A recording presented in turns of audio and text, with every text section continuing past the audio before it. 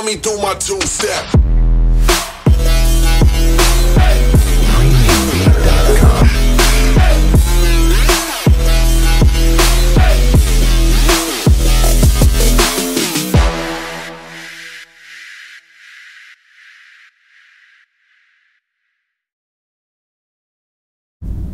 Balik lagi bersama gue, Teguh, dari Drive and Garage.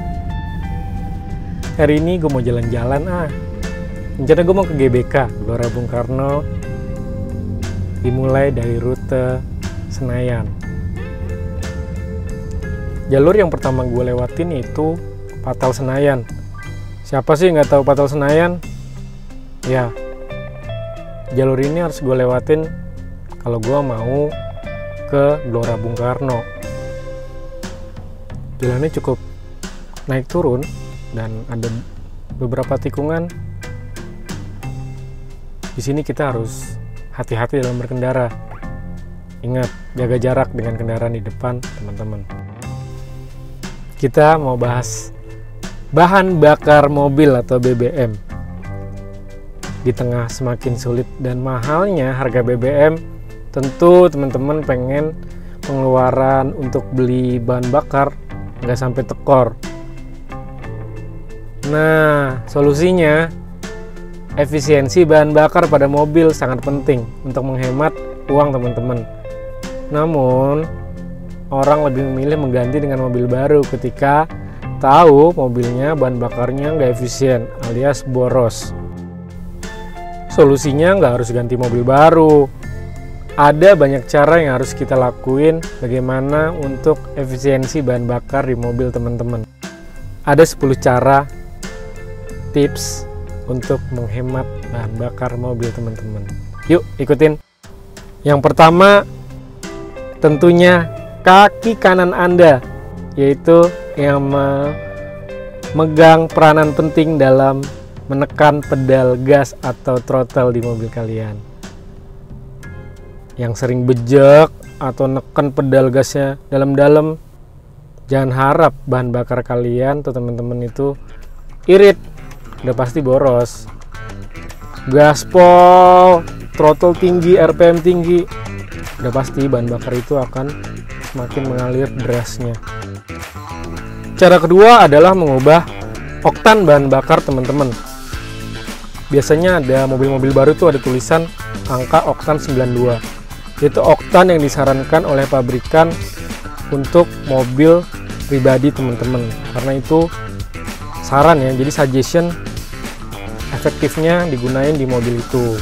Jadi kalau pakai bahan bakar yang kurang dari oktan 92, akan ada kemungkinan konsumsi bahan bakarnya lebih boros. Yang ketiga, periksa tekanan ban mobil teman-teman.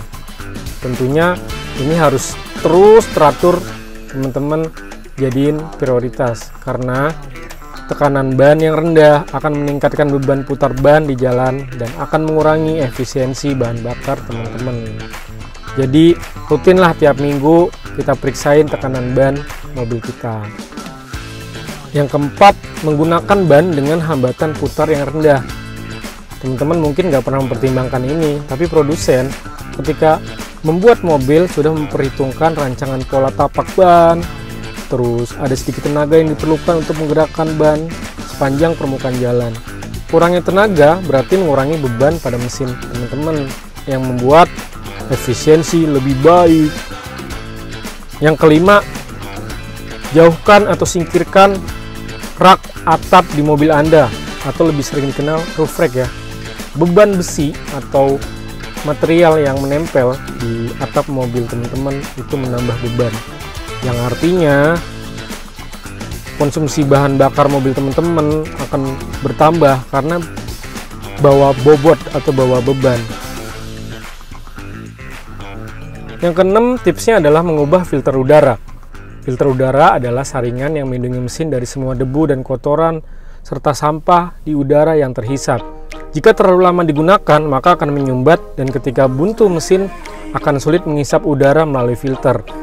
Untuk mengkompensasi berkurangnya aliran udara, sistem manajemen mesin akan memperkaya campuran bensin untuk menjaga mesin berjalan lancar. Sebaiknya, teman-teman rutin ganti filter udara sekali setahun dan disarankan menggunakan filter udara aftermarket. Yang ketujuh, ganti filter oli dan oli mesin. Meskipun bukan servis besar-besaran, dengan rutin mengganti oli dan filter, perawatan ini memastikan bahwa kondisi mesin Anda tetap terjaga dan istilahnya darahnya segar terus, jadi mempengaruhi performa mesin kita.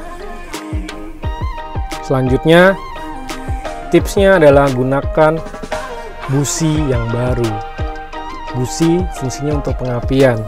Busi bekerja keras memantik api di ruang bakar. Bila telah mencapai 3.000 sampai 45.000 km, maka sebaiknya diganti dengan busi yang baru. Karena busi yang sudah bekerja maksimal perlu diganti. Tujuannya apa? Untuk performa mobil kita lebih baik dan kotoran-kotoran dari ruang bakar itu juga hilang. Gantilah busi mobil Anda sesuai dengan periode yang disarankan oleh mekanik. Nah, udah bentar lagi nyampe GBK nih. Gue mau parkir, terus gue mau olahraga kecil-kecil, lari-lari, badminton, biar tetap sehat aja di masa pandemi. Bentar lagi nyampe GBK nih, gue mau olahraga, lari-lari kecil, dan main badminton. Tip ke-9 adalah pembersihan injektor bahan bakar dengan gelombang ultrasonik. Ini biasanya dilakukan di bengkel-bengkel yang memiliki alat dengan frekuensi ultra tinggi atau gelombang suara. Efek bersih adalah endapan karbon rontok dari komponen injeksi bahan bakar. Injektor yang bersih memberikan campuran bahan bakar dengan udara yang lebih baik, yang akan menghasilkan pembakaran maksimal di dalam silinder.